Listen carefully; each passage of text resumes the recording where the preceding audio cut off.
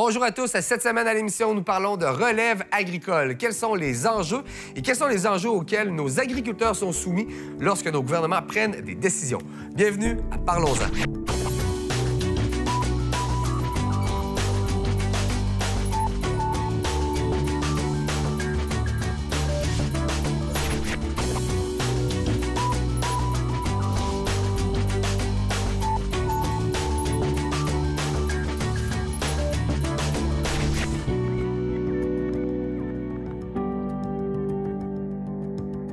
Alors, cette semaine, à Parlons-en, on parle de relève agricole et je vous présente tout de suite mes deux invités pour aujourd'hui.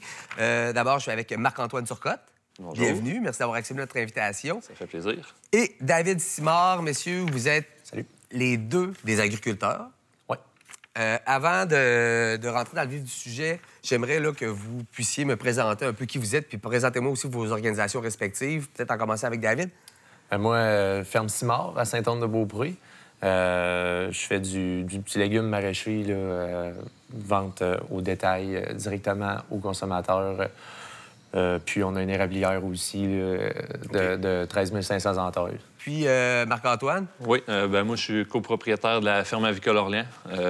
Production de poulets à griller, dindons à griller, puis on a aussi un verger de environ 6 000 pommiers. OK. Et vous représentez aussi la Fédération de la relève agricole du Québec. Tu portes le chandail. Oui. C'est quoi le rôle de la Fédération? En fait, la Fédération de la relève agricole, c'est une organisation syndicale, là.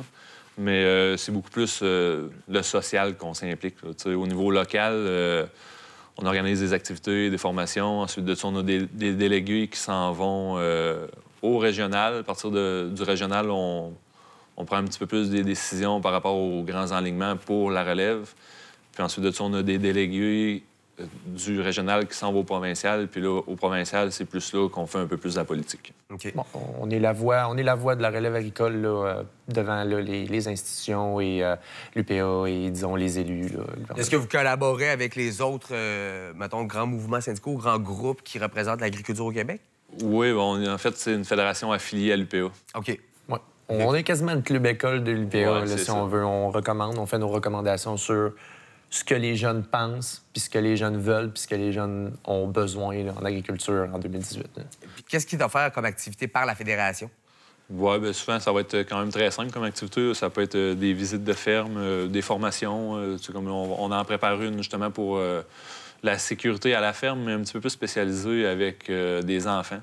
On a nos journées de cabane à sucre aussi. Oui, c'est ça. On a des journées de cabane à sucre. C'est quand même...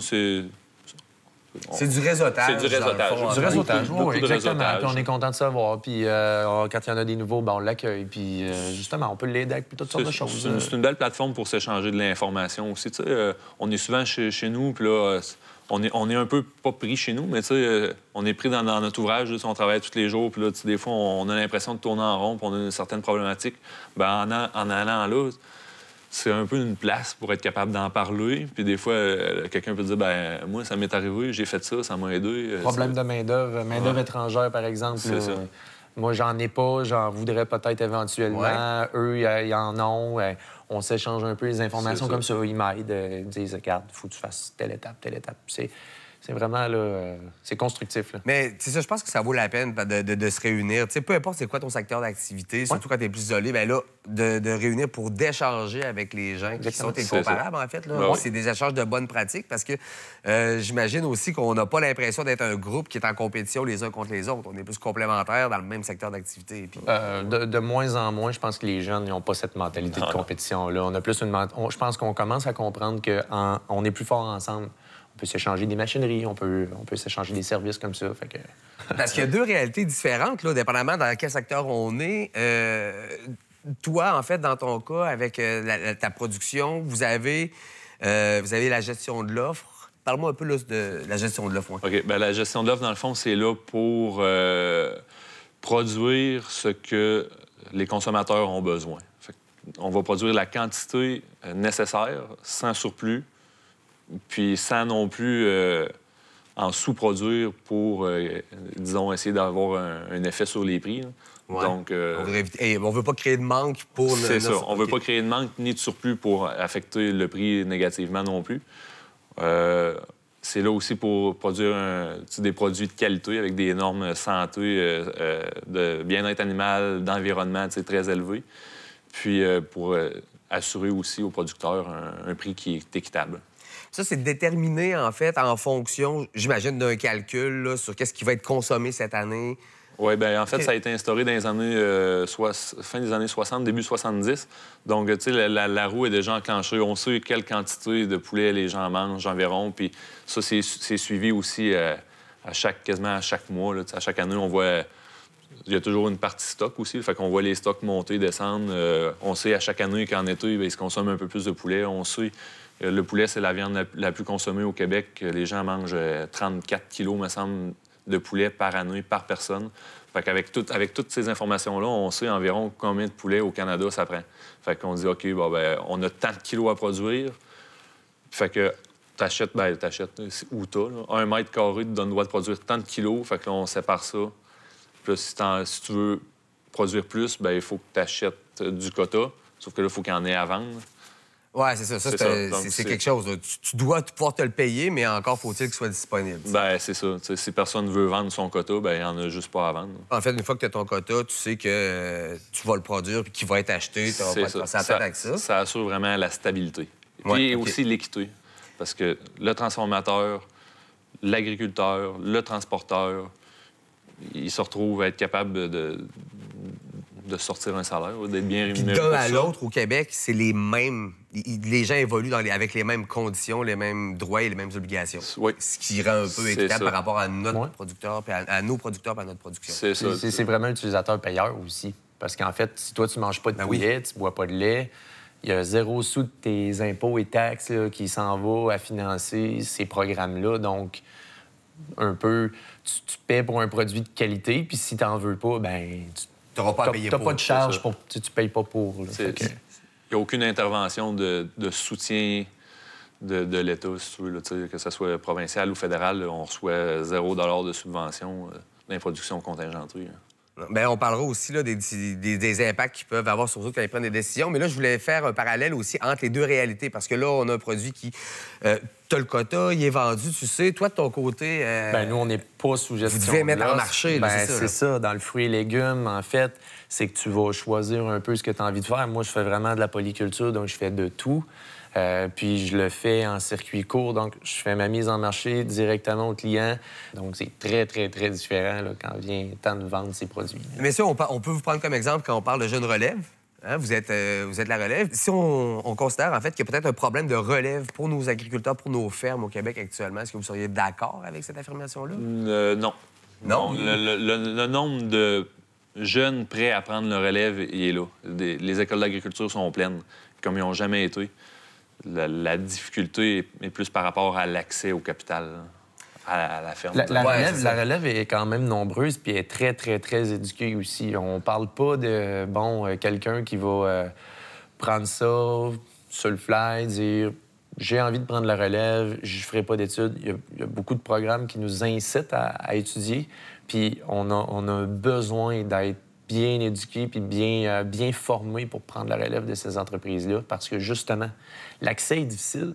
Puis quand on réussit à avoir accès, il faut être un très, très bon gestionnaire pour être capable, justement, d'avoir une transition puis d'acquérir une entreprise qui s'aille bien. Puis le but, c'est de gagner nos vies aussi. Fait que, idéalement...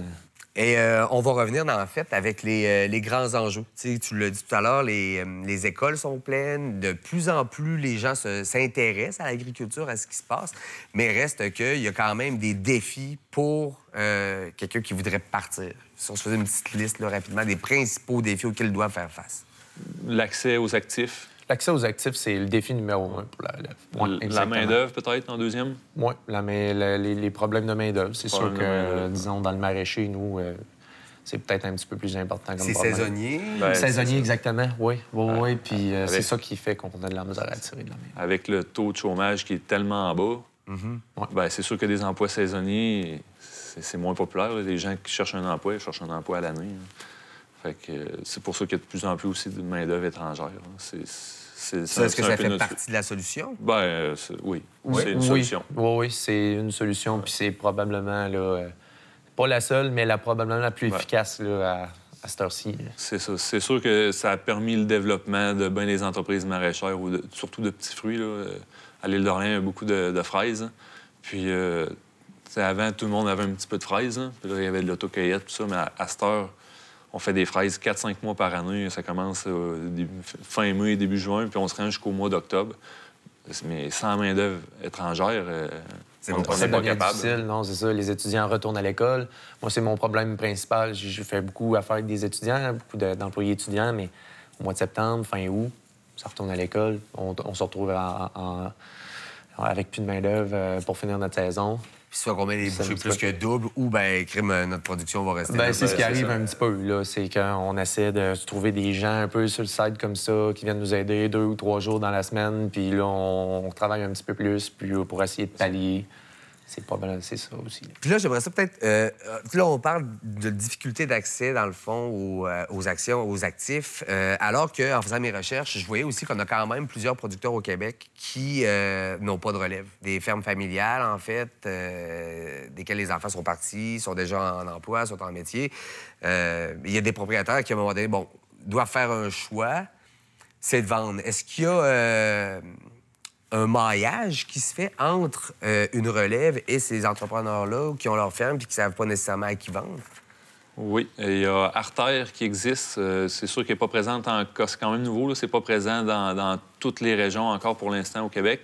Par contre, Artère est une agence de maillage. Donc, quelqu'un qui veut un cédant, veut vendre sa ferme, il n'y a pas de relève, mais il aimerait que ça continue, l'agriculture continue sur sa ferme, bien, il peut aller il va avoir de l'accompagnement. Il va avoir de l'accompagnement qui va être fait pour la relève que pour le cédant.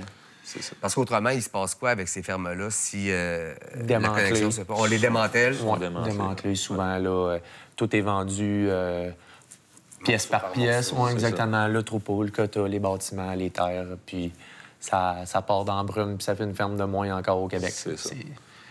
C'est triste. Présentement, juste en ferme laitière, il se perd plus qu'une ferme laitière par jour au Québec.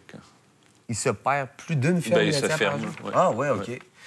Puis est-ce qu'il n'y aurait pas une menace aussi qu'éventuellement, ces fermes-là, si on ne trouve pas de propriétaire ici, ou les gens de la relève n'ont pas nécessairement le cash down à donner, versus un fonds d'investissement étranger qui pourrait acquérir? Est-ce que ce serait pas... Est-ce que c'est une menace, ça, de perdre nos fermes, nos terres au profit d'étrangers? Oui. On en a vu. C'est pas une pratique qui est hyper courante maintenant. OK. Mais, je veux dire, ça peut le devenir. Mais il faut pas que ça le devienne, évidemment. Là, à long terme, on sait comme pas qu'est-ce que ça va faire, ça. Là, il peut y avoir des sociétés d'investissement qui soient étrangères ou même locales qui investissent dans des terres agricoles. Ils font encore de l'agriculture, c'est encore ici au Québec, sauf que on ne connaît pas trop leur aliment. Ils ont le droit de faire avec cette terre. Et voilà, n'importe quand, ils peuvent prendre ça puis retirer ça ailleurs. Ils peuvent le vendre à d'autres intérêts étrangers. Ils peuvent faire ce qu'ils veulent. Dans le fond, ils deviennent propriétaires de nos terres. Donc, en ce moment, c'est pas répandu, heureusement, là, mais on voit quand même des exemples. Là. Donc, on a intérêt à garder ça chez nous, à garder ça, bien sûr, à encourager notre agriculture locale. Il ne faudrait pas devenir dépendant des produits étrangers, attendre qu'un camion de l'extérieur vienne nous livrer des produits alimentaires. Qu'on est capable de les faire chez nous. Hein. C'est en plein ça. Puis avec la gestion, bien là, il vient les normes aussi au Québec. Là. Les installations auxquelles tu fais référence, on est plus normé peut-être qu'ailleurs parce qu'on a des meilleurs produits aussi. Oui, bien, quand on parle d'environnement, là, si on parle de normes environnementales, comme au Québec, tout ce qui est déjection animale, ça a besoin d'être dans des fosses étanches complètement. Si on compare aux États-Unis, ben, eux, ils font des tas un peu n'importe où. Tout est calculé, là, les tests de sol. On n'a pas le droit de mettre plus que tant de phosphore. Donc, le lisier, tout ce qui est déjection animale, encore une fois, c'est calculé. C'est temps par hectare qu'il faut mettre, puis t'as pas le droit de dépasser. Puis là, ton phosphore est haut dans ta terre, bien là, t'as pas le droit d'en mettre cette année, puis... C'est pour ça qu'on fait des produits peut-être de plus grande qualité, mais qui en même temps sont plus coûteux à produire. Bien sûr. Pour être leader dans quelque chose dans la vie, bien, c'est sûr que ça prend des installations adéquates, puis bien, ça se répercute un peu sur le prix du produit.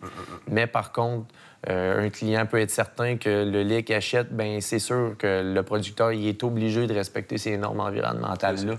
Même malgré tout ça, on est encore compétitif par rapport au prix. Là, quand on va parler du lait, là, parce que c'est bien à la mode de ces temps-ci, là, oui. avec tout ce qui se passe. Là, selon une étude, là, le prix du lait, pour 1 litre de lait aux États-Unis, c'était peut-être... si on prend le lait garanti sans hormones, là, comme au Canada, là, parce qu'aux États-Unis, on droit aux hormones. Donc, la section garantie sans hormones, le prix au Canada est plus bas de quelques sous du litre. Si on prend le lait régulier aux États-Unis, qui peut avoir des hormones, ça ne veut pas dire qu'il y en a, mais il peut en avoir, bien là, il est un petit peu, je pense que c'est 7 ou 10 cents de moins du litre. Mais tu sais, 7 ou 10 cents du litre de moins pour avoir peut-être des hormones dans ton lait, des normes environnementales plus faibles... les normes de bien-être animal qui sont presque inexistantes. Puis en plus de ça, sont subventionnés, eux, par le Farm Bill qu'ils appellent. Je pense que c'est 100 milliards par année qu'ils reçoivent les producteurs laitiers. Qui reçoivent en... Et si t'es vegan aux États-Unis, tu payes pour les producteurs laitiers quand même. Ça donne un exemple. Là, Ben oui. Ça fait partie de notre loi, ça fait partie de notre ça fait partie de notre produit, en fait. C'est ce qu'on veut pour nous. On peut se vanter. On a un lait qui est haut de gamme, puis on a un produit qui est supérieur à tout ce qu'on peut retrouver partout dans le monde. Là. Puis vous m'avez expliqué aussi tout à l'heure les réels enjeux par rapport à ce qui vient d'être décidé, il n'y a pas tellement longtemps. Je pense que c'est l'ALENA qui a été renouvelée. Puis, encore une fois, les producteurs de chez nous se trouvent à perdre. Qu'est-ce que ça a comme impact direct sur nos agriculteurs? Bien, avec l'ALENA, en fait, là, on peut parler encore du secteur laitier parce que c'est lui qui a été le plus touché. C'est 3,59 de notre production qu'on va perdre. Parce qu'on la donne. Parce qu'on la donne au marché extérieur, qui va être probablement les Américains. En plus de ça, ils ont éliminé la classe 6 et 7 de lait. Ça, c'est des sous-produits laitiers qu'ils utilisent pour faire des fromages, des yogourts. Donc ça, il n'y aura plus de tarifs douaniers à l'importation. Donc ça, c'est difficile à chiffrer. Là. On passe de zéro, ou en tout cas peut-être un petit peu, à ça va être incontrôlable parce qu'il n'y aura plus de tarifs douaniers. Fait que c'est cette partie-là qui risque de faire très mal. Puis ce qui fait, tu sais, on dit juste 3 c'est pas grave. Mais là, ces 3 %-là, avec le PTP, on avait eu un 3,5 environ, ou 3,3 quelque chose comme ça. Puis avec l'entente avec l'Europe, c'était autour de 2 Donc, dans les 3 dernières ententes commerciales, c'est près de 10 de notre production qu'on vient de perdre, qu'on vient d'envoyer probablement aux États-Unis. Il y avait 12 mois pour travailler, maintenant, il y en a 11. C'est ça. Parce que, peut-être, je préciserai en disant, en fait, les pourcentages que tu évoques, c'est en fonction du calcul annuel ou du calcul qu'on fait sur la consommation chez nous. C'est ça. Puis les quotas dont tu parlais tout à l'heure, que vous devez acheter, qui vous permettent de produire tant, bien là, les agriculteurs viennent de voir leur quota diminuer de 10 C'est ça. Mais comme on le disait, on a des installations qui coûtent cher, ça se finance sur longtemps. Donc, pour quelqu'un qui avait prévu, une ferme, une plus jeune ferme, peut-être de 5 ans, qui avait prévu financer ses installations sur 20 puis 30 ans, ça vient d'embrouiller un peu ses plans. Là. Est-ce que ça a eu des impacts, en fait, sur les quotas? Est-ce que maintenant, les quotas que les gens vont acheter vont être diminués à cause de cette probablement que la valeur va diminuer avec ça, oui. Si tu es équipé pour 100 vaches puis que tu es payé pour 90, il y a un 10 vaches qu'il faut que tu supportes toi-même, si on veut. Là. En plus de tout ça, ça vient aussi affecter le prix, là, parce que le prix il est établi selon le coût de production, mais il y a aussi une partie qui est sur le coût du marché mondial. Le prix du marché mondial est à terre. Donc, si on en laisse entrer plus, bien, ça va faire diminuer encore ton coût. Pas ton coût, ton revenu. C'est un double coût qu'ils ont. Là. Ils vont en vendre moins, puis en plus, ils vont être moins chers. C'est ça que ça veut dire, là, concrètement. Là. C'est insécurisant aussi pour la relève, ou on a des fermes, en fait. Bien, surtout parce que, je veux dire, les producteurs que ça fait des années qu'ils sont établis, ils sont peut-être moins endettés un petit peu en général. Ils ont probablement eu le temps de rembourser leur entreprise. Une relève qui veut s'installer va faire des prévisions, disons, qu'à 20-25 ans, ils s'endettent jusqu'à 50 ans. Exactement. C'est ça. S'il perd le système, bien, je veux dire, le calcul, l'investissement qu'il a fait, il compte plus. Il saute. Il faut qu'il recommence. Là. Donc, ouais, c'est très instable pour la relève. Là. OK. Ça devient moins intéressant, sachant que dans les 3 dernières ententes commerciales qu'il y a eu, on en a laissé. Fait que là, tu dis, là, est-ce que je m'embarque là-dedans? Là? Il va en avoir d'autres ententes commerciales. L'ALENA, qui est rendu l'accord États-Unis, Mexique, Canada, elle renégocie aux 6 ans. Là, tu dis, bon, OK, dans 6 ans, on va-tu en perdre encore 4-5 ou ça va juste être aboli ou ils vont rester sans de même? Dans 12 ans encore, il faut qu'ils renégocient. C'est tellement d'incertitude que c'est beaucoup moins intéressant. Puis, en plus de tout ça, on parle d'ajuster aussi les impôts fonciers pour les producteurs. Puis, dans le fond, là, c'est des terres, c'est des gigantesques lots. Est-ce que ça peut avoir réellement des impacts sur nos agriculteurs? Bien, en fait, ça n'a pas juste un impact pour la relève, ça a aussi un impact direct là, pour ceux qui sont établis, parce que tout dépendamment des secteurs, là, ça peut aller jusqu'à 50 dans les 3 dernières années d'augmentation. Quand Donc, même, hein? ça peut représenter des 2, 3, 4 000, 5 000 d'augmentation de taxes par année pour une ferme, pour une entreprise. Là. Fait que c'est de l'argent en net. Là. C'est-à-dire que tes produits n'augmentent pas, ta valeur de tes produits que tu cultives n'augmente pas parce que ta valeur de terre a augmenté de 50 là. Donc, c'est vraiment dans ton profit net que tu es obligé d'aller chercher ton 2, 3, 4, 5 000. Là. Tu disais tout à l'heure, les écoles d'agriculture sont pleines. Il y a une relève qui se prépare, qui va être éduquée, qui va être bien formée. Ceci dit, là, il y a l'autre enjeu d'accès à une ferme. Est-ce qu'il y a, des programmes qui existent, en fait, pour aider les nouveaux agriculteurs? Oui, il y en a un petit peu. Là. Avec la financière agricole, selon ton degré d'études, tu as droit à une prime à l'établissement. Sauf que cette prime à l'établissement-là, il faut que tu aies un projet d'investissement. OK. C'est sûr, avec le plan d'affaires puis avec ton niveau d'études, tu as entre 20 et 50 000 là, de prime à l'établissement que tu peux... pour te partir. Ensuite de ça, dans les producteurs de poulet, il y a des beaux programmes. Les producteurs laitiers aussi. C'est ça. Dans les productions contingentées, il y a des programmes d'aide à la relève ou de démarrage à la relève, là, comme dans les œufs de production de consommation. Eux, ils donnent à chaque année du quota. C'est un préavis de quota pour 6 000 pondeuses. Donc, ça c'est un très beau concours. C'est super populaire, sauf que c'est un par année. Oui, c'est pas beaucoup. Mais la personne qui va remporter le quota, elle, on peut s'attendre que pour le restant de ses jours, ça va plutôt bien aller. Elle va s'autosuffire. Oui, elle va pouvoir commencer son entreprise puis la monter là, tranquillement. Okay. Elle va être capable, peut-être pas d'en vivre nécessairement tout de suite, mais d'être capable de sortir assez d'argent pour être capable de réinvestir un petit peu pour que dans quelques années, d'être capable d'en vivre à temps plein. Là. Puis on a quand même des bons programmes. Puis il y a des nouveaux agriculteurs qui sont vraiment qui sont solides, qui sont bien éduqués puis bien formés. Bien, ça facilite un peu les choses. Là. Ça fait des entreprises qui sont plus solides, des investissements qui sont plus intelligents aussi, puis des gestionnaires qui sont meilleurs avec leur entreprise. Donc, il y a des nouvelles entreprises qui partent puis qui deviennent très belles là, assez vite. Là. On a parlé du côté négatif, là, mais les perspectives sont quand même très bonnes là, dans l'agriculture. Ouais. On parle des marchés publics, c'est super populaire. La production biologique est en hausse. On est de plus en plus diversifié. On fait du quinoa, du chanvre. On s'en vient un peu plus éclaté. L'apiculture a connu une montée dans les dernières années quand même assez incroyable. Beaucoup de gens qui commencent. Puis... Est-ce que ça refaçonne un peu ou ça modifie un peu le visage de l'agriculture au Québec? Tranquillement, mais oui. Mais c'est sûr que ça se fait pas en un an. C'est quelque chose de...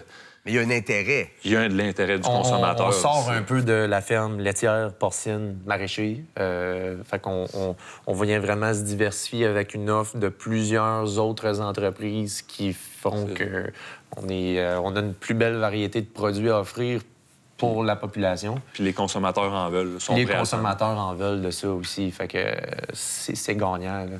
Oui, puis j'allais demander comment le consommateur québécois peut supporter les entreprises locales. Est-ce que c'est vraiment en achetant dans les supermarchés les produits d'ici? Bien, je dirais que peu importe où ils l'achètent, d'acheter local en partant, c'est...